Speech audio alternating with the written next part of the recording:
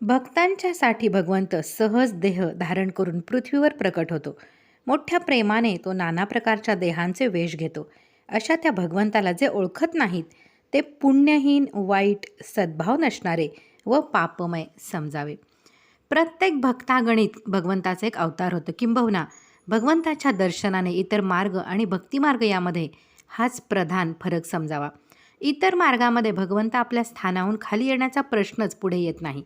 कारण ज्ञानी काय किंवा योगी काय, खोल चिंतनाने अथवा वृत्ती निरोधाने सूक्ष्मात शिरून भगवंताच्या चरणापर्यंत पोचतात. भक्ताला तसे करता येत नाही. खऱ्या अस्तित्वनिष्ठेने तो भगवंताला आर्त होऊन आवाहन करतो. त्या आवाहनाची डिग्री जरूर तेवढी वाढली की खुद्द भगवंतच आपल्या स्थानाहून उतरतो आणि भक्ताला प्रिय असलेल्या स्थूल देहकाराचा वेश घेऊन त्याच्या जीवनात वावरतो. याचा परिणाम असा होतो की आपल्याला आपल्या घरातील माणसे जितकी खरी वाटतात तितका सगुण भगवंत भक्तांना खरा वाटतो.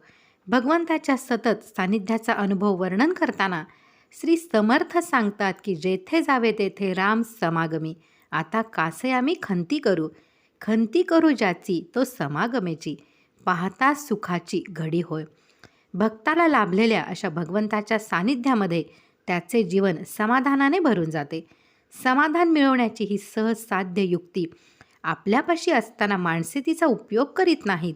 याचा उद्वेग येऊन श्री समर्थ त्यांना पापी व नष्ट म्हणतात.